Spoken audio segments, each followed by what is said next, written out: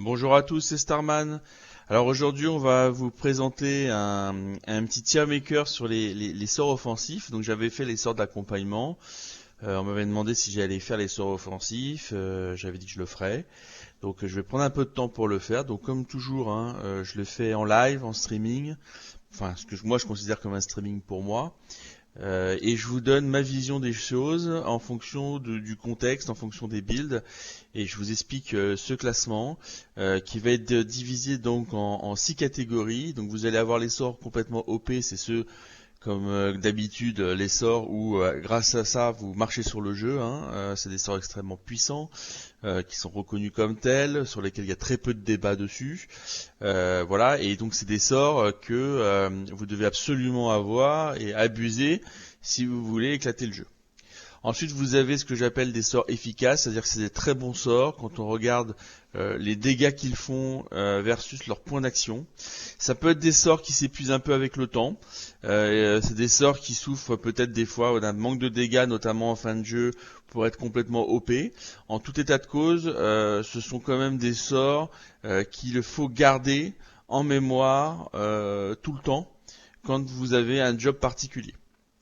Ensuite, vous avez les sorts que moi j'appelle bons, c'est-à-dire des sorts qui vont être efficaces, qu'après vous allez peut-être plus trop utiliser, notamment en fin de jeu, qui ont un coût dégâts, action point, pas toujours optimisé, mais qui reste assez intéressant à avoir, voilà, en mémoire. Par contre, qu'il faudra peut-être arbitrer si à un moment donné vous voulez faire de la place pour la sorte des sorts un peu plus puissants. Ensuite, vous avez les sorts de situation. Donc, j'expliquerai pourquoi ces sorts peuvent être puissants dans certaines situations. D'accord. On peut souvent pas en faire un build autour de ça, mais ça reste quand même des sorts qui sont intéressants à connaître et à tester dans le jeu. Et enfin, la dernière catégorie, enfin l'avant-dernière catégorie, c'est à oublier. Donc, c'est les sorts pour lesquels vraiment j'ai pas vu beaucoup d'intérêt à les utiliser. Si vous ne les utilisez pas ou si vous ne les testez pas, vous ne louperez pas grand chose. Voilà. Enfin, vous avez la catégorie qui est un peu à part, la catégorie que j'ai fait également dans le cadre des sorts d'accompagnement. D'ailleurs, on en retrouvera certains. Ce sont les sorts que moi j'appelle utiles, c'est-à-dire c'est des sorts qu'il faut avoir en mémoire, mais pas parce qu'ils font des dégâts, même s'ils en font, mais c'est surtout par rapport à ce qu'ils apportent en termes de construction et en termes de tactique. Donc c'est parti. Donc ce que je vous propose, c'est qu'on fasse quand même un classement un peu par école. L'objectif, ça va pas forcément être de comparer, ça va être d'essayer de déterminer pour une école, par exemple chasseur, qu'est-ce qui est OP, qu'est-ce qui ne l'est pas. D'accord? Ça ne veut pas dire que je compare, par exemple, au final, au niveau du classement, un sort OP de chasseur avec un sort OP de rogue. Mettons-nous bien d'accord sur ce type de classement. Donc si vous prenez un ranger, je vous dis moi ce que je trouve OP. Si vous prenez un rogue, je vous dirai ce que je trouve OP, etc., etc., etc. D'accord? Alors, on va commencer par les sorts qu'on a, on va dire, en début de jeu. Donc, on va avoir du clouage. Alors, clouage, ça reste un bon sort qu'on utilisera beaucoup en début de jeu parce que on a l'avantage de pouvoir placer handicap à la cible. Handicap, ça permet de maintenir l'ennemi au sol. Et en début de jeu, c'est très appréciable d'avoir ce type de sort, surtout que on fait un peu plus de dégâts que la moyenne avec ce sort. Le défaut, c'est que c'est 3 points d'action et que le rapport dégâts CC points d'action est pas extraordinaire au final. Donc c'est un sort que vous allez utiliser peut-être beaucoup au début, mais sur lequel avec le temps, vous allez lâcher. Ça c'est clair. Ensuite, on va avoir barrage. Alors barrage, j'ai hésité entre bon et efficace. Je vais quand même le mettre en efficace parce qu'il a quand même l'avantage de tirer 3 flèches et donc ça permet de quand même orienter les dégâts comme on le souhaite. Donc tactiquement parlant, ça reste un sort plus intéressant que un clouage et c'est un sort que vous allez continuer à utiliser même pour 3 points d'action. Voilà. Il reste en plus très efficace à partir du moment où on fait du critique. Ricochet, alors Ricochet, moi je le mets en bon. Hein, il est là, Ricochet. Pourquoi je le mets en bon? Parce que c'est pareil que clouage, vous allez beaucoup l'utiliser au début, et puis plus on va avancer dans le jeu, moins on va l'utiliser, moins il va être efficace. C'est un pseudo AOE, puisque c'est une flèche qui rebondit, hein, donc ça touche plusieurs ennemis, mais ça reste extrêmement limité. Dès qu'on commence à s'approcher de la fin du jeu, on va avoir 5-6 ennemis à tuer, même en leur approchant, c'est pas spécialement très efficace. Voilà. Donc on peut toucher effectivement 3 cibles, hein, si elles sont assez proches. Mais les dégâts restent assez faibles et surtout, contrairement à barrage, vous pouvez pas choisir les cibles, ça va être les cibles les plus proches qui vont être touchées. Ensuite, on va avoir tir balistique. Alors tir balistique, de mon point de vue, c'est le seul sort du ranger qui est complètement OP, puisque les dégâts augmentent, plus vous êtes éloigné, plus les dégâts augmentent, et qu'avec le ranger et une bonne stratégie, on a vraiment un moyen de faire beaucoup de dégâts avec ce sort. C'est un sort notamment extrêmement efficace quand le ranger est un initiateur et que vous voulez faire sauter l'armure physique d'un boss. C'est un sort quand vous l'utilisez pour 2 points d'action. Il est extrêmement efficace pour ça. Il va faire énormément de dégâts. Voilà. Donc pour moi, c'est vraiment le sort OP du ranger, hein. Après, c'est le seul, hein, voilà. Alors ensuite, vous allez avoir tir dans le ciel. Alors, tir dans le ciel, c'est vraiment 2 situations. Ça fait un peu plus de dégâts pour 2 points d'action qu'un tir normal, mais au bout du compte, ça vous prend de la mémoire pour pas grand chose. Dans certaines situations, ça peut être utile, puisque si vous avez de la place en mémoire, vous autant utiliser ce sort-là plutôt que de tirer de manière classique avec votre ranger. Mais la différence en termes de dégâts par rapport à un coup classique, elle est vraiment pas folichonne. Et au but du compte, l'avoir constamment avec vous, ça sert pas à grand chose. Donc dans certaines situations, pourquoi pas l'utiliser, mais si vous l'utilisez pas, y a pas de, c'est pas choquant, on va dire. Ensuite, vous avez Croc de tireur d'élite. Alors ça, pour moi, c'est un sort qui est efficace parce que il permet de faire directement des dégâts sans tenir compte de l'armure. Et quand on est sur notamment une team mixte avec des mages, ça peut être intéressant de pouvoir tuer un ennemi qui a encore de l'armure physique, mais plus d'armure magique, sans utiliser de flèches d'éléments. D'accord, ça fait un peu plus de dégâts. Et en plus, l'avantage, c'est que c'est quand même un AOE, puisque si les ennemis sont alignés, vous pouvez en toucher plusieurs à la suite. Donc ça reste, en fonction de la tactique que vous utilisez, ça reste un sort extrêmement efficace. Et puis c'est que, bien entendu, c'est ça aussi qu'il faut prendre en considération toujours, ce n'est que 2 points d'action. Voilà. Enfin, vous allez avoir Assassinat.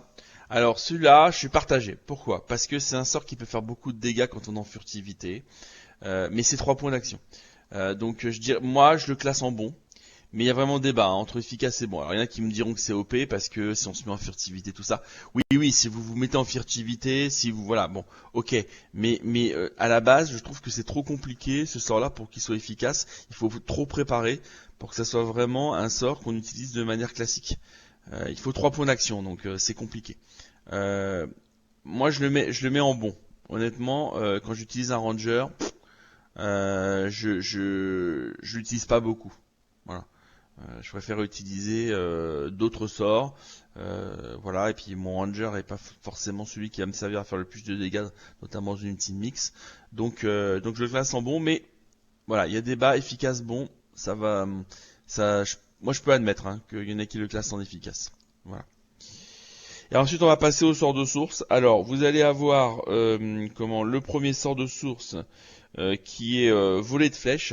Donc s'il y en a qui ont joué à Divinity 1, ce sort-là en fait il était OP dans Divinity 1. Puisqu'il suffisait d'être collé à un boss pour pouvoir le toucher complètement et faire énormément de dégâts.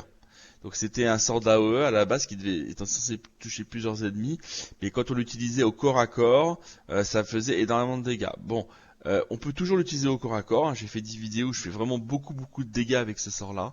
Il est très efficace quand il est bien utilisé, notamment pour les boss. Simplement, comme ils ont baissé le niveau de dégâts des classes flèches, unitairement, je parle. Au final, je trouve que le coup point d'action, sort de source, etc. Reste quand même pas OP. Voilà. Il manque un petit peu de dégâts en gros pour que je le mette en auto-OP. Voilà. Et ensuite vous allez avoir, alors ça c'est plus à discuter, vous allez avoir Tempête de Flèches, qui reste de mon point de vue quand même un bon sort en fin de jeu, notamment contre des boss comme Adramalik.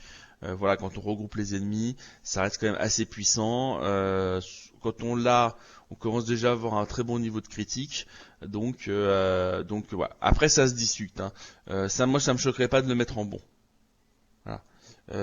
Voilà, je considère que moi je considère que voler de flèche est plus intéressant à jouer, mais dans certaines situations, effectivement, celui-là est efficace. Alors si je devais moi le juger, moi je le mettrais en bon. Voilà. Mais pour la plupart des joueurs, notamment des débutants, ça sera un sort plutôt efficace.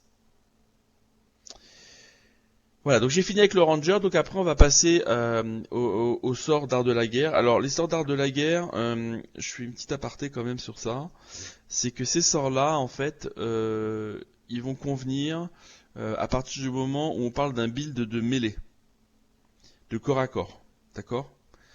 C'est-à-dire que si vous jouez un rogue au corps à corps, si vous jouez un battle mage, c'est des sorts que vous allez devoir avoir, pour la plupart. Pas tous, mais pour la plupart. C'est des sorts qui seront extrêmement efficaces dans votre build. Donc voilà. Donc c'est pour ça que je vais différencier, par exemple, le rogue. Je vais en parler après, parce que ça va déclasser les sorts du rogue. Pourquoi? Parce que en fait, je vais comparer finalement dans le build du rogue, il y aura à la fois des sorts d'art de la guerre et à la fois des sorts de rogue. Et donc je vais faire un classement un peu global. D'accord. Et j'y vais y intégrer également les sorts de polymorphes, parce que tout ça c'est un ensemble qui doit être vu entièrement pour pouvoir bien classer. Donc c'est la seule fois où je ne vais pas séparer deux où je ne vais pas séparer deux écoles en termes de classement. Je vais faire un classement global, y compris en intégrant le rogue. D'accord. Pour que vous ayez une vision d'ensemble. Ok. Donc, on va commencer par art de la guerre. Donc ça, c'est potentiellement battle match, chevalier, rogue, tout ça. Vous allez avoir tous les sorts qui sont du début de jeu, coup handicapant, d'accord, piétinement guerrier et bélier. Tout ça, c'est des sorts qui sont efficaces. Pourquoi? Parce que ils font du CC déjà, hein, voilà. Et en plus, c'est des sorts qu'on va utiliser pour de l'AOE, donc des sorts de zone. C'est-à-dire que, en fait, ce que les gens ont tendance à faire et à ne pas prendre en considération, c'est que, oui, quand vous allez donner un coup d'épée, vous allez peut-être faire 100 de dégâts, mais il vaut mieux faire 50 de dégâts à 3 adversaires que 100 de dégâts à un seul. C'est logique. Parce que en termes de dégâts cumulés, vous serez gagnant en jouant en AOE. Et ben c'est la même chose pour les mêlées en corps à corps. Les mêlées les joueurs, les builds de corps à corps se jouent en AOE. D'accord. Alors, bien entendu, l'avantage c'est qu'on peut faire aussi du 1 contre 1. C'est ça la grande avantage, je trouve, des builds physiques, c'est qu'on peut passer de l'AOE au 1 contre 1 sans être gêné, contrairement au mage où on est plutôt obligé de faire de l'AOE tout le temps. Mais ce que vous devez privilégier avec un build de mêlée, c'est de l'AOE. Et donc vous voyez bien que quand je vais mettre un sort de rogue, par exemple n'importe lequel, qui va faire un coup, et ben je vais comparer les dégâts par rapport à si j'avais utilisé des sorts d'art de la guerre. Et donc dans ce cas-là, ils vont être déclassés. Voilà. Donc c'est pour ça que mon classement de rogue va peut-être en surprendre certains, mais je prends ça en compte. Ensuite, vous allez avoir autre sort qui est important, c'est attaque éclair. Alors attaque éclair, je le mets en efficace. Alors j'ai longtemps hésité entre efficace et utile, mais je vais quand même le laisser en efficace. Attaque éclair, en fait, ça fait pas tant de dégâts que ça.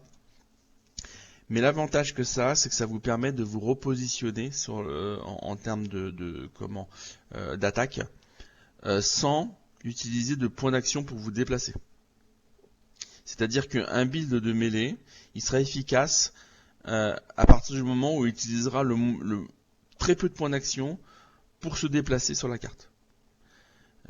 Si vous utilisez 2 points d'action pour vous déplacer et ensuite que vous mettez un coup, vous allez utiliser 4 points d'action en fait pour utiliser un seul coup. Donc vous voyez que le rapport dégâts point d'action est vraiment pas terrible. Donc dans ces cas-là, il vaut mieux utiliser attaque éclair pour se repositionner, utiliser finalement 2 points d'action, se repositionner et taper encore. Et taper de nouveau avec les 2 points d'action qui vous resteront. Voilà, donc c'est pour ça que je le mets en efficace. Ensuite, le seul sort, alors moi, que je vais mettre OP, parce que je trouve qu'il reste quand même au-dessus du lot, même sur tout le jeu, c'est tourbillon. D'accord, puisque ça permet de faire des AOE extrêmement larges sans trop tenir compte du placement des joueurs et en restant à un niveau de dégâts très élevé. Donc il fait pas de CC, hein, c'est son défaut, mais il reste extrêmement puissant. Alors ça, en fin de jeu ça l'est un peu moins, mais voilà. Mais en tout cas, on va dire les 3/4 du jeu, ça reste le sort le plus OP de l'art de la guerre. Ensuite, vous allez avoir assaut. Alors assaut, alors ça aussi, ça va dépendre. Parce que il y a quand on utilise par exemple un battle mage avec des on verra le battle mage après quand on fera les sorts de pyro notamment. Ce sort-là peut être extrêmement efficace, c'est-à-dire qu'il peut faire énormément de dégâts, mais aussi des dégâts de zone. D'accord ? Donc ça reste puissant. Ça reste puissant, mais je trouve que ça a un coût en LAP extrêmement élevé. C'est-à-dire que de mon point de vue, il est plutôt bon normalement, mais comme il y a le Battle Mage qui le rend EP, je le classe en efficace. Vous voyez, c'est un peu voilà. Si vous n'utilisez pas de Battle Mage, il est juste bon. Notamment quand vous voulez vraiment dédier ce sort à faire sauter l'armure physique d'un boss. Voilà, parce que ça peut être intéressant si vous faites du critique de taper à la suite. Ok. Donc voilà, je vais quand même le classer en efficace parce qu'il faut quand même voilà rendre à César ce qui appartient à César. Les sorts de build, les sorts de physique sont quand même puissants. Donc voilà, mais dites-vous bien que c'est surtout parce que il y a le battle mage notamment dans le build de mêlée. Ensuite, vous allez avoir surpuissance. Alors surpuissance, c'est un bon sort, voire 2 situations. Moi, il y a 2 situations, mais dans certains builds, si on l'utilise couramment, il peut être assez efficace si on a un bon niveau d'armure physique, notamment. Ça peut être assez intéressant. En tacticien, les adversaires ont quand même un niveau d'armure assez élevé, donc c'est ça qui limite l'intérêt de ce sort. Voilà. Donc moi, je le classe en 2 situations, mais sur certains builds, il sera bon. Ensuite, vous avez comment il s'appelle celui-là bouclier de rebond. Donc ça, c'est un sort entre bon et 2 situations. Il n'est pas vraiment 2 situations. Il est intéressant de l'avoir, notamment pour des mages. C'est-à-dire que si vous avez un point d'art de la guerre, c'est pas mal de l'avoir. Si vous avez des builds de mist, pour pouvoir éventuellement finir voilà des adversaires avec des dégâts physiques. Bon, moi je suis sans bouclier. Donc finalement ça me sert très peu. Hein. Donc voilà, donc disons que pour les débutants il sera bon, et pour les joueurs comme moi ils seront plutôt de situation. Mais là encore voilà, il n'est pas acheté. Hein. Je le mets pas en oublié, je le mets pas à oublier, je le mets vraiment quand même comme un sort qui peut être utilisé. Voilà. Donc voilà. Donc ça c'est pour les sorts on va dire d'art de la guerre, mais plus globalement au lieu de le voir comme de l'art de la guerre, voyez-le plutôt comme des sorts de mêlée. Voilà, en grande partie. D'accord, à part ces deux-là. Ok. Ensuite, vous allez avoir 2 sorts de métamorphes que je vais quand même classer. Vous avez coup de tentacule. Donc ça, c'est un bon sort. Il est très bon en début de jeu, notamment quand vous avez un build de force, parce que c'est surtout la force. Hein. Voilà. Il crée en plus atrophie, donc ça met un état, c'est toujours intéressant. Voilà. Après, voilà, c'est limité à un build de force, et puis ça ne touche qu'un adversaire, donc ça reste quand même plutôt limité par rapport à ça. Et vous avez ensuite, alors là, ça va faire aussi peut-être discussion. Vous avez corne de taureau. Corne de taureau, je le mets en OP. Pourquoi ? Pas pour ses dégâts, parce qu'au bout du compte, il va faire autant de dégâts peut-être qu'un bélier. certes, il peut mettre du saignement, mais voilà, c'est pas pour ça. Donc oui, alors quand je dis corne de taureau, hein, c'est le sort, mais ça débloque la compétence, hein, charge de taureau, c'est celle-là dont je parle, hein, c'est pas voilà, c'est pas autre chose. C'est pas le fait de se mettre des cornes, hein, que je mets en OP, hein, c'est vraiment la compétence qu'on débloque derrière. Donc et pourquoi c'est un sort que moi je classe comme OP? Parce que c'est un sort d'AOE et c'est un sort qui a un cooldown de un tour, c'est-à-dire que vous pouvez l'enchaîner 1, 2, 3, 4 tours de suite. Et donc ça vous permet de vous replacer, c'est toujours pareil, hein, c'est pareil que finalement que le sort précédent, ça vous permet de faire des AE tout en vous replaçant correctement où vous voulez, et vous pouvez le faire à chaque tour. Donc ça reste pour ça OP. Mais c'est uniquement pour ça, hein. C'est parce que c'est un sort qui vous permet d'éviter, en fait, quand vous l'avez, d'éviter d'utiliser un déplacement euh, avec des mouvements pour vous déplacer sans faire de dégâts. Voilà. Donc quand moi j'ai un build de mêlée, si je devais choisir deux sorts, et ben je prendrais ces deux-là. Voilà. Euh, donc après ça prête à débat, et il y en a qui vont me dire ah, ça sert à rien. Ça se voit pas tout de suite, hein, l'intérêt de corne de taureau. Faut quand même bien maîtriser les builds de mêlée mais honnêtement, il y en a qui me diront ah bah moi je l'utilise jamais, c'est un bon sort, il fait pas trop de dégâts, il sert pas grand chose. Non non, si vous jouez bien, que vous regroupez bien les ennemis, etc., ça sera un sort OP. Voilà. Moi en tout cas c'est ma vision des choses par rapport à ça. Donc ensuite on va passer maintenant alors au rogue, hein, enfin la fripouille. Donc là, en fait, on va prendre en considération, c'est ce que je vous disais tout à l'heure, tout ce qui est sort de mêlée pour juger les sorts de la fripouille. Donc il y a quelques sorts qui sont intéressants de mon point de vue. Euh, Vous avez couteau à dents qui reste un sort efficace parce qu'il perce l'armure physique.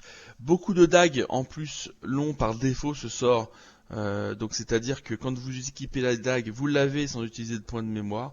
Il y en a beaucoup dans le jeu. Hein. C'est un sort vraiment qu'on a couramment et c'est un sort donc qui se prête très très bien dans les builds mixtes. Ça c'est un sort qui de mon point de vue reste efficace. Ensuite, vous avez contre-coup. Alors contre-coup, c'est OP.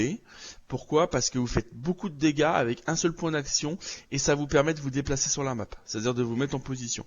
Avec ce sort-là, avec le rock, c'est juste le sort qu'il faut avoir. D'accord?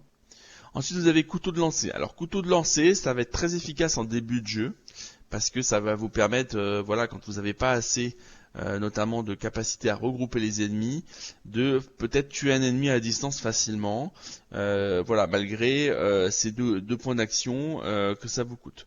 Plus ça va passer avec le temps, plus vous allez avoir des sorts plus puissants et moins vous allez utiliser. Donc moi je le classe en bon, voilà, mais après voilà, c'est selon votre vision des choses. Bon, c'est un sort en tout cas qui est intéressant à apprendre à un moment donné.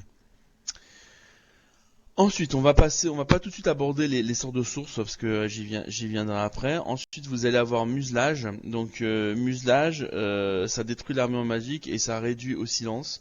Euh, alors, ça peut être utile dans certaines situations de détruire l'armure magique quand vous êtes en build de misc.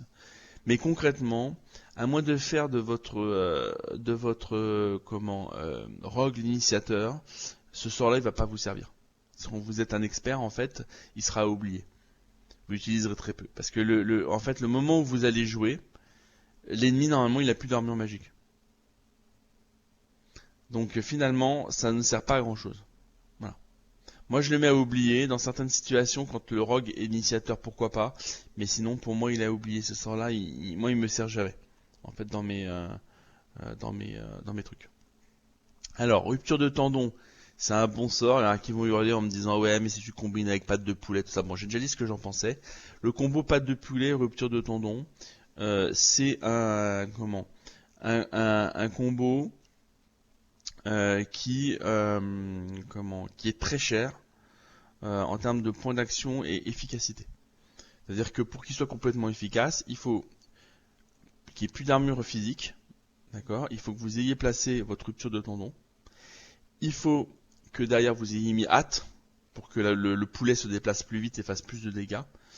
Donc c'est très bien, on a l'impression de vachement maîtriser en fait en faisant ça, mais le rapport en fait entre tous ces sorts-là, le rapport dégâts coût en point d'action est pas terrible. Donc moi je vais juger le sort en lui-même.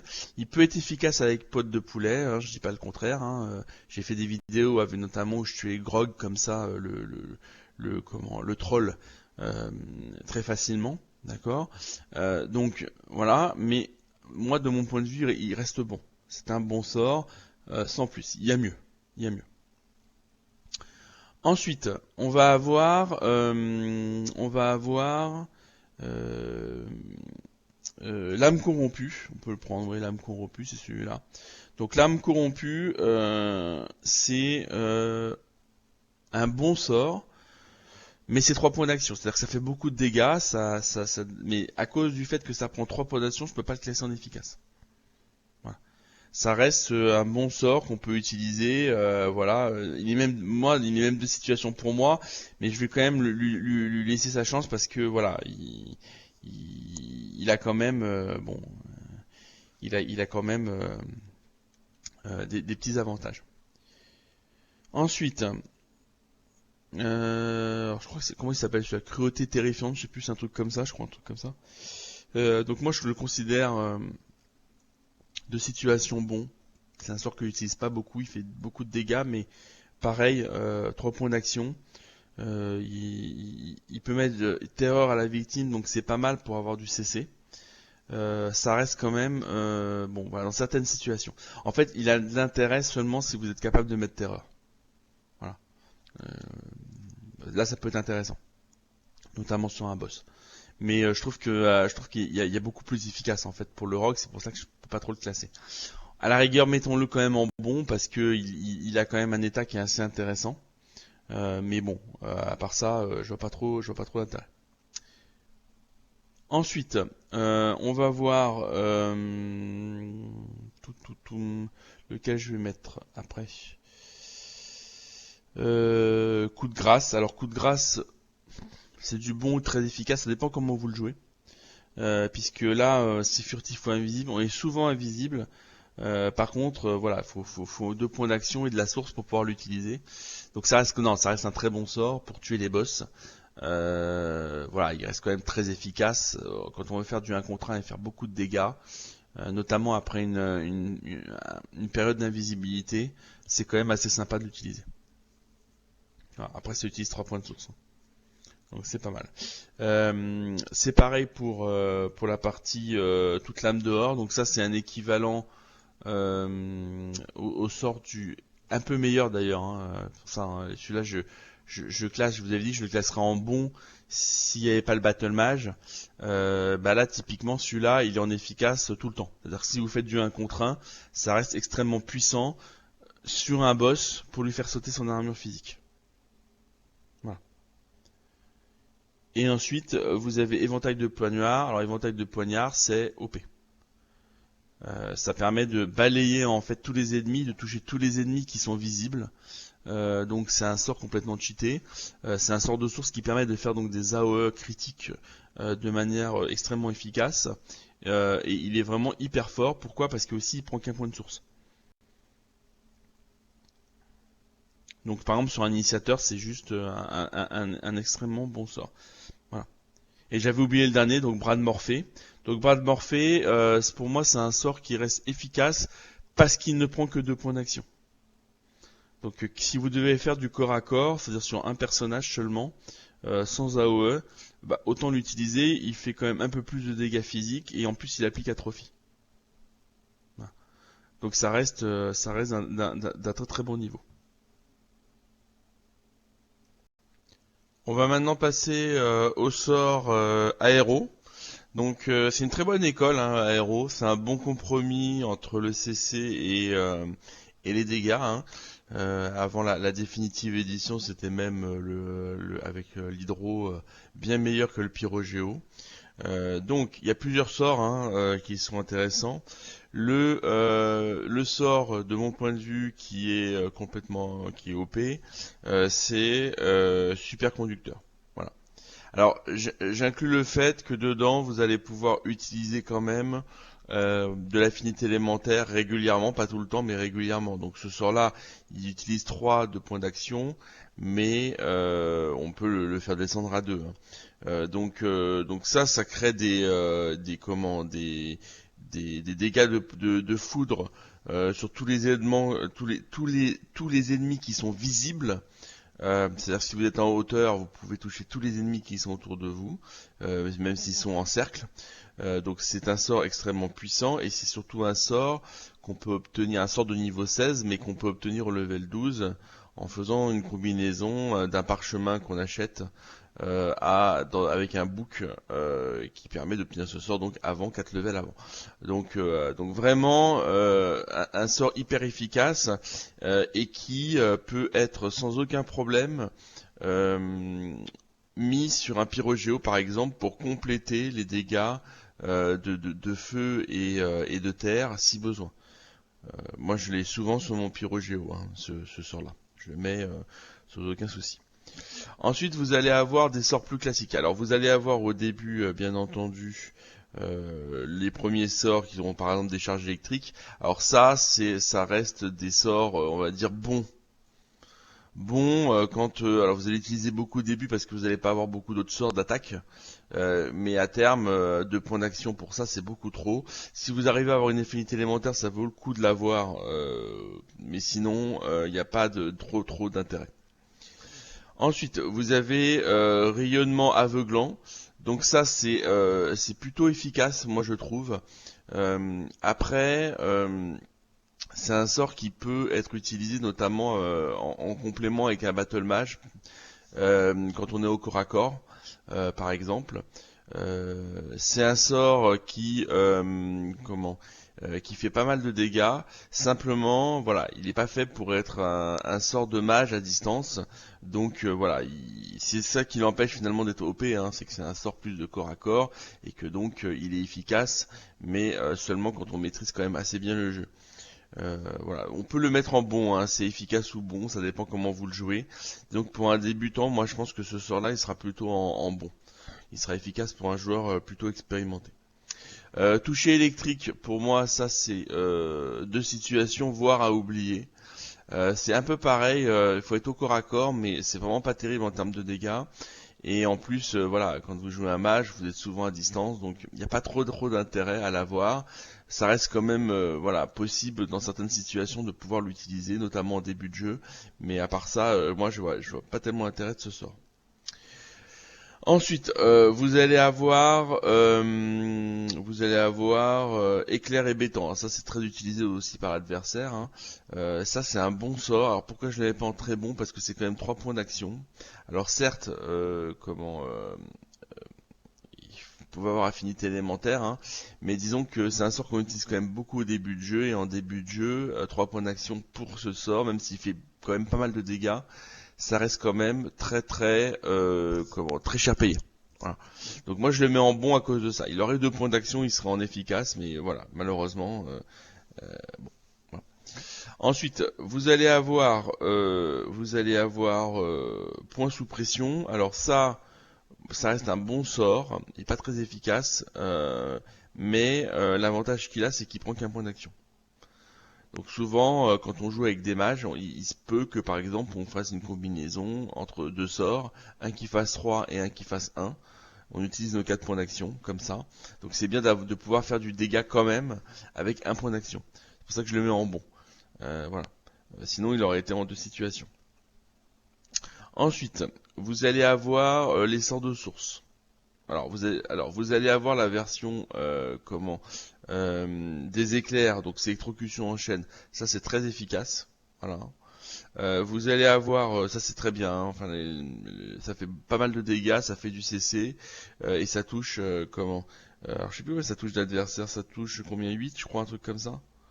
8 ou 5, je sais plus, je crois que c'est 8. Donc c'est pour ça que c'est beaucoup, parce que c'est contrairement à l'équivalent pyro où on est sur 5, celui-là c'est 8.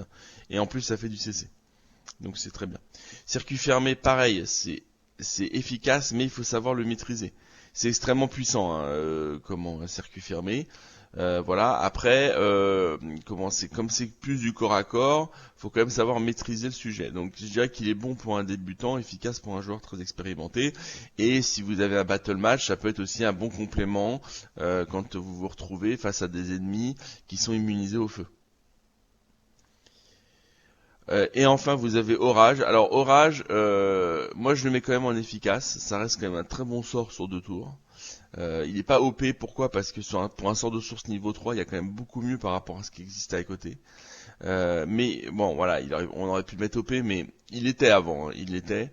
Là, dans la définitive édition, moi je le mets que en efficace. Voilà, c'est un sort pareil, hein, quand vous jouez quand vous jouez un aéro, c'est évident que ce sort-là, vous allez l'utiliser, hein. C'est évident. Ensuite, alors téléportation. Alors bien entendu téléportation, hein, je l'ai mis dans ma dernière vidéo de sort d'accompagnement. C'est un sort qui fait du dégât physique. Il faut pas sous-estimer parce que quand les ennemis sont regroupés, téléporter et les faire tomber, ça peut avec des coups critiques faire quand même assez mal. Donc c'est quand même pas mal en termes de dégâts, mais c'est surtout bien entendu on le prend pour son utilité. Voilà, parce que sinon c'est quand même le sort ultime qu'il faut avoir dans sa team. Ensuite, on a 2 sorts qui sont des sorts hybrides, qui sont toucher du vide et son équivalent en source. Alors, c'est l'aura du vide. Alors, toucher du vide, ça crée des dégâts d'air et ça met suffocation et silence à la cible. Donc ça c'est comment c'est moi j'utilise jamais. Alors moi les 2 là je les mets là, hein, en fait parce que j'utilise jamais, je trouve pas du tout intéressant à jouer. On pourrait les mettre en 2 situations, peut-être au moins pour la version non source, mais on va pas utiliser de version source. Enfin c'est assez rare qu'on en ait vraiment besoin. Et quand on veut utiliser de la source, on utilise plutôt les sorts de dégâts classiques plutôt que ce type de sort, hein. Voilà. Donc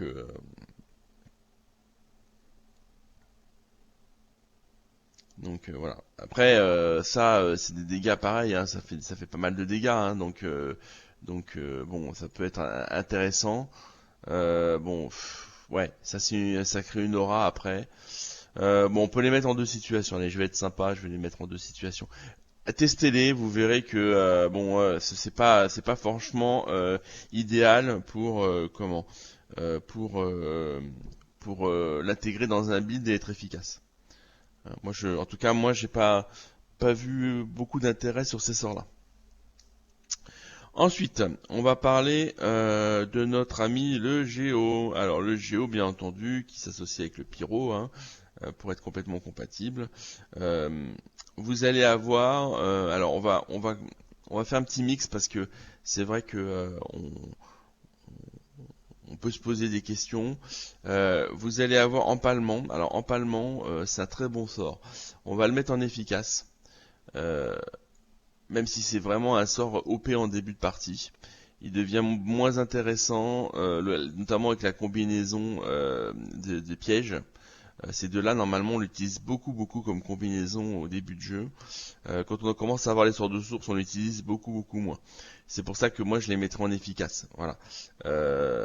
Après, on verra sur les sorts pyro, je suis un peu plus nuancé pour celui-là. Donc empalement, bah voilà, pas mal de dégâts de terre. Euh, Ça crée une flaque de pétrole et en plus ça permet d'infliger un handicap sur des ennemis qui ont plus d'armure physique. Et c'est ça la problématique, on va dire, ou l'avantage du Géo, tout dépend comment on le voit, c'est que les CC en fait du Géo de base, hein, sur certains sorts, sont en lien notamment avec l'armure physique alors qu'on fait des dégâts magiques. Donc c'est vraiment des sorts qui s'associent bien dans des builds mixtes, mais bon, voilà, c'est pas c'est pas forcément ce qu'on aimerait. On aurait aimé que ça fasse sauter l'armure magique et que ça mette du CC magique. Ensuite, on va avoir Frappe Fossile, qui est un des sorts classiques qu'on obtient aussi en début de jeu. Ça, c'est un bon sort qui peut être utile, voilà. Bon, je dirais pas qu'il est de situation parce que on va quand même pas mal l'utiliser. Mais bien entendu, ça reste très en dessous, notamment quand on commence à avoir les sorts de source. Donc voilà, bon sort, Frappe Fossile, il n'y a pas de problème par rapport à ça. Ensuite, vous allez avoir Tremblement de terre. Alors, Tremblement de terre, c'est un bon sort, voire un sort de situation. Moi, je le mets en sort de situation, même dans des types mixtes, j'utilise pas beaucoup parce que comme ça crée des flaques de pétrole un peu aléatoires, ça explose partout. C'est pas forcément maîtrisable. Alors certes, ça peut faire du CC, hein, puisque ça renverse les ennemis qui ont plus d'armure physique, mais ça reste quand même un sort très peu utilisé en fait. Hein. Voilà. Quand on veut vraiment maîtriser les parties, c'est un sort qu'on n'utilise pas beaucoup au final. Flèche empoisonnée. Alors flèche empoisonnée, c'est un bon sort. Voilà. C'est un bon sort. Si vous avez un mort-vivant, ça peut même être un sort efficace parce que ça va être ce qui va vous permettre à la fois de vous remettre de la vie et créer des flaques de poison pour l'affinité élémentaire. Donc voilà, donc si c'est un mort-vivant, c'est un sort efficace. Si c'est pas un mort-vivant, c'est un bon sort d'attaque. Voilà, il a il fait des dégâts de zone, mais il faut que les ennemis soient vraiment très proches. Donc voilà, pour ça, il est un peu plus limité que les autres. Donc on va le mettre à un niveau un peu en dessous. On peut parler de secousse de verre, hein, qui est plutôt un sort d'accompagnement, qui permet notamment avec Tortionnaire d'avoir le meilleur CC du jeu. Ça fait du dégât, ça crée un état spécifique, donc ça reste un bon sort, mais pour 3 points d'action, clairement on va pas l'utiliser pour les dégâts, on va l'utiliser pour le CC. Donc c'est un sort qui est classé dans utile, tout simplement. Après on va aller voir un peu les différents les différentes vagues.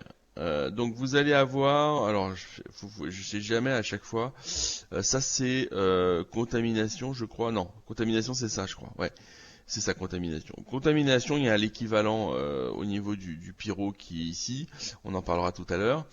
Donc ça crée des dégâts de poison aux alentours, d'accord, et ça transforme les surfaces d'eau notamment en poison.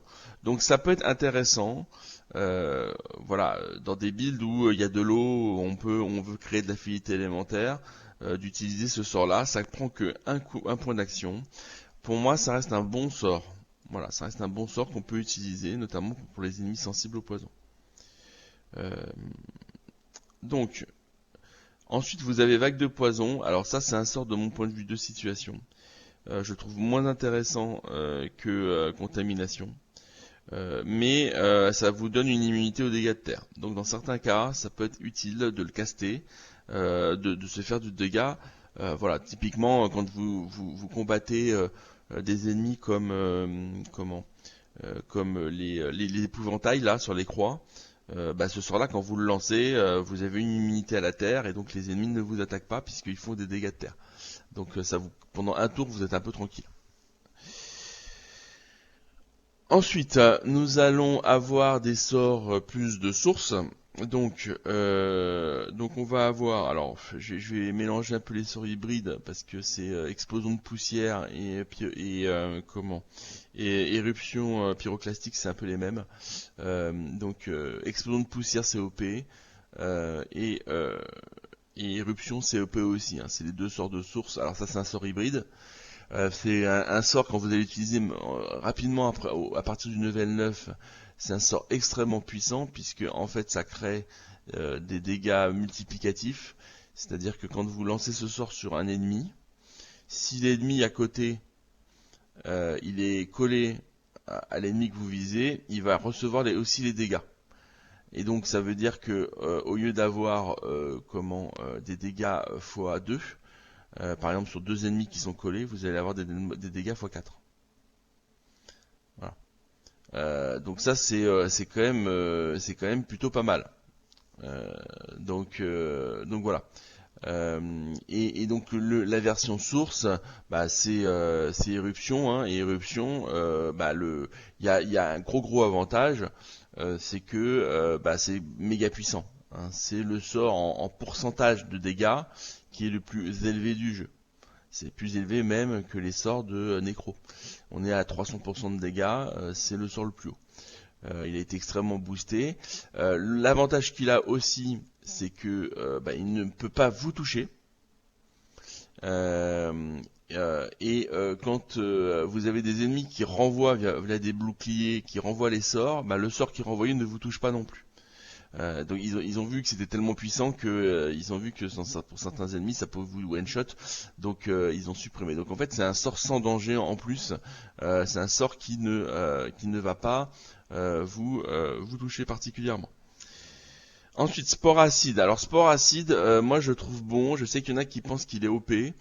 Ça dépend comment on le joue, mais en fait, mon problème, c'est qu'on est sur des sorts de poison, et un peu comme le feu, il y a quand même pas mal d'immunité autour du poison. Contre des ennemis qui sont très puissants, ça peut valoir le coup. Quand c'est bien géré. C'est entre l'efficace et l'OP selon selon le type d'ennemi. Voilà. Moi, je le mets en bon. Je trouve que j'utilise pas beaucoup. Peut-être que c'est un tort, hein, voilà, mais je considère que quand je joue de manière optimisée, je vais plutôt mettre les ennemis en condition pour prendre un max de dégâts avec explosion de poussière plutôt qu'avec spore acide. Voilà. Mais par exemple, spore acide, si vous combattez l'abomination là, l'espèce de loup géant à l'acte 2, qui est très sensible au poison, c'est extrêmement puissant. Ensuite, vous avez l'équivalent. Alors ça, on peut parler un peu des sorts hybrides. Je vais les prendre après, mais parce que j'ai déjà traité explosion de poussière. Vous avez quand même les versions pour se rajouter en fait. C'est des sorts aussi hybrides, hein, donc on va en discuter. Vous avez induction de venin et la version source. Hein. Donc induction de venin, ça permet de rajouter du dégât de poison. Donc c'est pas mal, hein, c'est pas mal, c'est des bons sorts. Ça dépend. En fait, c'est des sorts de situation et c'est des bons sorts quand vous avez un battle mage. C'est pas mal de rajouter du poison quand on utilise un battle mage avec des dégâts de zone. Ça peut se rajouter à des dégâts de feu et ça reste assez puissant. Ça vous permet aussi de faire un ranger élémentaire sur base poison qui fera des dégâts assez puissants. Moi je le mets dans deux situations parce que les builds qu'ils utilisent, je n'utilise pas beaucoup. J'ai dû faire 2-3 runs avec, c'est tout. Et donc c'est pas des builds qui m'intéressent particulièrement, mais je reconnais que ça reste quand même plutôt efficace. Voilà. Et donc vous avez ensuite projection de poussière. Alors ça c'est un sort qui est efficace puisque en fait il crée de la cécité. Et donc c'est intéressant de l'avoir. Bon, il fait des dégâts, pas beaucoup. C'est pas un sort de dégâts purs. Hein. Il peut en faire pas mal, mais c'est pas son objectif. Son objectif, c'est surtout d'appliquer du CC et aussi potentiellement de virer des zones où il y a de la fumée. C'est-à-dire qu'il y a des fois où vous pouvez pas atteindre les adversaires parce qu'il y a une fumée qui s'est créée. Et l'explosion de poussière, ça vous permet de supprimer cette fumée. Et c'est très utile pour ça. Donc ça fait du dégât, ça fait du CC et ça vous permet d'améliorer le terrain sur lequel vous combattez. Donc c'est un sort, de mon point de vue, qui reste efficace. Ça se discute, hein. On pourrait le mettre en bon, hein, parce qu'il fait quand même pas beaucoup de dégâts. Mais moi je l'aime bien, je le mets en efficace. Voilà. Ensuite vous avez les sorts de source hybride. Donc vous avez ces pulvérisations corrosives. Donc ça c'est le sort de source. Alors moi j'ai eu un problème avec ces deux sorts parce qu'ils créent en fait des dégâts physiques. D'accord. Ils créent des dégâts physiques comme toucher corrosif hein, d'ailleurs.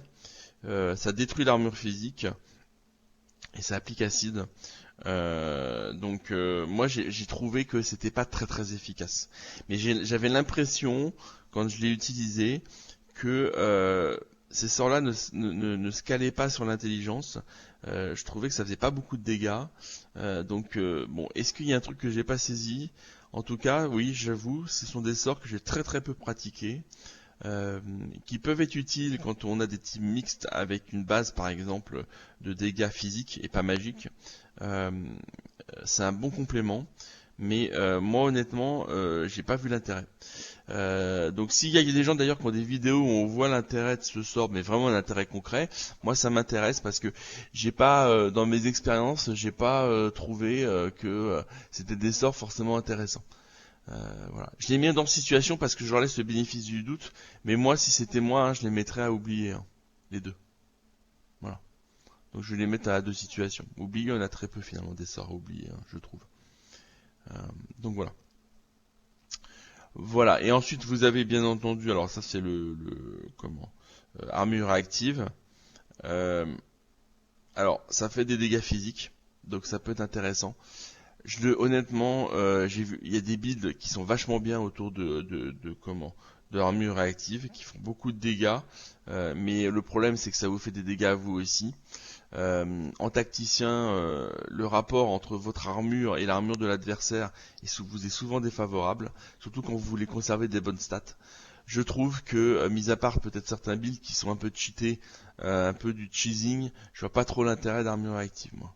Voilà, je dis pas beaucoup. Bon, mais ça peut être, dans certaines situations, ça peut faire beaucoup de dégâts. Voilà. Mais donc je le mets en deux situations. Je ne le mets pas oublié parce que je sais qu'il y a des builds qui sont efficaces autour de ça, mais sinon, voilà, je le mettrai en deux situations. Ensuite, on va faire le pyro. Alors le pyro, il y a beaucoup de choses à dire sur le pyro. Donc, vous allez avoir en premier lieu combustion. Donc combustion, c'est, de mon point de vue, ça reste un sort efficace. Alors pourquoi je le mets en efficace combustion? Parce que en fait, combustion c'est un point d'action, ça crée des dégâts de feu. Et si vous avez le talent tortionnaire, ce qui est obligatoire normalement, c'est le premier talent que vous devez réussir à prendre quand vous avez un pyrogéo, vous allez appliquer du dégât et de la réduction de résistance à tous les ennemis dans un cercle assez large. Ça reste quand même extrêmement efficace. Voilà. On pourrait le mettre en utile plus qu'en efficace. Voilà. Moi, bon, si on se met, alors j'hésite là parce que hmm, bon, on va le mettre en utile. On va le mettre en utile parce que les dégâts sont pas folichons. C'est plus de l'utilité. C'est un peu comme on va le voir euh, les dagues, euh, les dagues brûlantes. Pour moi, c'est un peu d'utilité. Voilà. Dague brûlante. Alors dague brûlante, moi je le mets en utile. Pourquoi? Parce que ça fait pas beaucoup de dégâts. L'intérêt que ça a, c'est de créer des flaques de feu. Donc ça, en fait, vous avez trois lancers. Vous pouvez vous lancer sur vous une dague de feu qui crée une zone de feu qui vous permet d'utiliser l'affinité élémentaire et ne pas prendre beaucoup de dégâts. C'est ça aussi l'intérêt. Et derrière, vous pouvez envoyer deux dagues à des ennemis pour créer de l'affinité élémentaire, pour créer de la brûlure et donc baisser les résistances. Donc c'est un sort qui est plus utile dans certains cas que vraiment puissant. Ensuite, alors on va en discuter, mais euh, vous allez avoir la boule de feu, ce qui est le sort le plus classique. Moi, je trouve plutôt bon ce sort. On va l'utiliser de moins en moins au fil du temps. Euh, ça reste un bon sort avec une zone quand même assez large qui va être très très utile, notamment à l'acte 1, et de moins en moins au fur et à mesure du temps qui passe. Pourquoi? Bah parce que vos points d'action, vous allez normalement les utiliser pour utiliser des sorts de source, et notamment des combinaisons entre le pyro et le géo. Donc ce sort-là, finalement, euh, vous allez voir qu'il va être à la fin de vos sorts utilisés pour des combats potentiellement qui durent longtemps. Donc vous allez plus être dans certaines situations où il va être utile, notamment à partir du level 12. Voilà. Donc voilà. Donc ce sort-là, moi je le classe en bon. C'est un bon compromis. Il est très très très efficace en début de partie. Il est bon ensuite. Il est deux situations ensuite. Donc je le classe en bon. Je fais une moyenne. Voilà. Ensuite, on va prendre combustion spontanée. Alors combustion spontanée, moi je le classe en efficace parce que les effets de combustion spontanée sont pas toujours visibles pour les joueurs. On voit souvent les dégâts que ça crée, qui sont relativement peu importants finalement. Et encore si vous avez des adversaires qui sont proches les uns des autres. Mais quand vous commencez à cumuler des combustions spontanées et à créer des états où où derrière vous allez créer davantage de dégâts sur les personnes qui ont été infectées, ça peut devenir très efficace. Bon, alors moi je le trouve très efficace ce sort, mais la plupart des gens vont le trouver bon à juste titre. On va quand même le classer en bon. Parce que c'est vrai que, un peu comme boule de feu, vous allez avoir de moins en moins la place de l'utiliser à partir du level 12. Donc voilà. Moi j'ai fait une vidéo où, par exemple sur le bateau, le combat avec Dalis, où j'étais à plus 10 en termes de level. Et à un moment donné, je monte mes dégâts au level 10. Je monte mes dégâts à 900. J'ai 900 de dégâts de feu. Et ça, c'est parce que j'ai utilisé combustion spontanée. Donc quand l'ennemi a un niveau très élevé, combustion spontanée, il devient très intéressant. Voilà. Donc voilà, donc c'est pour ça que moi je l'aime beaucoup ce sort, parce que j'aime bien combattre des ennemis qui ont des levels beaucoup plus élevés que moi. Mais pour quelqu'un de classique, il va être beaucoup moins efficace. Ensuite, on va classer un certain nombre de sorts que moi je trouve finalement peu efficaces, parce que par rapport à leur utilité. Vous allez avoir le rayon de laser. Donc ça, je trouve que c'est pas génial. Voilà. On pourrait le classer en bon quand même, mais globalement, au moment où on va l'avoir, on va avoir beaucoup de sorts beaucoup plus intéressants. Donc à part dans certaines situations très précises, finalement ce rayon de lumière, même si on utilise affinité élémentaire et qu'on est sur 2 points, ça reste que pas super. Voilà. Vous allez avoir aussi le fouet de feu. Alors ça pareil, ça fait des dégâts sympas, ça fait de la cécité, mais alors comme c'est pour un ennemi, il y a finalement très peu d'intérêt. Donc dans certaines situations ça peut être utile, mais voilà, quand vous allez l'avoir également, il y aura beaucoup d'autres sorts beaucoup mieux à côté, à utiliser en priorité. On va avoir ensuite les sorts, on va dire plus de sources. Donc vous allez avoir épidémie de feu. Donc ça c'est un bon sort. Voilà, c'est un bon sort. On va quand même le mettre en efficace parce qu'il est quand même assez puissant et puis il crée un état nécrofire. Donc ça permet de baisser la résistance de 20%, donc c'est pas mal. Il faut pour qu'il soit vraiment intéressant être sous affinité élémentaire. Parce que pour 3 points de source, je le trouve déjà beaucoup plus limité. Voilà. Après, ça c'est la vision classique du sort. Voilà. Si moi je devais le classer avec ma façon de jouer, il serait en bon. Alors pourquoi il serait en bon? Parce qu'en fait on utilise 2 points de source. D'accord? On utilise 2 points de source. 2 points de source, vous allez avoir besoin d'un point de source pour de toute façon utiliser également greffe de peau. Et vous allez avoir des explosions de poussière qui font un point de source. Vous allez avoir du Mastrap qui va faire aussi un point de source. On va le voir après, Mastrap. Et donc, au final, utiliser 2 points de source pour ce sort-là, c'est moins intéressant de mon point de vue que d'enchaîner les sorts de source de niveau 1 du Géo et du Pyro. Voilà. Je préfère utiliser les 2 sorts de source pour utiliser mes points de source. Je préfère utiliser les 2 sorts de source de niveau 1 que le sort de source de niveau 2. Donc pour moi il est bon. Voilà. Mais intrinsèquement c'est un sort qui reste efficace vu les dégâts qu'il fait et les états qu'il crée. D'accord. Donc moi je vais le classer en bon. Mais pour la plupart des joueurs il sera en efficace. Voilà. Et ensuite pluie de météores. Alors pluie de météores c'est vraiment pas terrible. Pour un sort de source de niveau 3, on est 2 situations, voire à oublier. Ça fait très peu de dégâts finalement. Euh, Ça fait des dégâts sur une zone assez simple, assez large, mais le désavantage que ça a, c'est qu'en fin de jeu, il y a beaucoup d'ennemis qui ont beaucoup de résistance au feu. Donc c'est très peu intéressant, voilà, ce sort. Enfin, c'est pas du tout représentatif des dégâts du pyrogéo et des mages. Si on commence à utiliser ce sort pour dire, voilà les dégâts d'un sort de source de niveau 3 pour le pyro, bah ouais, on va dire le pyro c'est de la merde, quoi. Hein.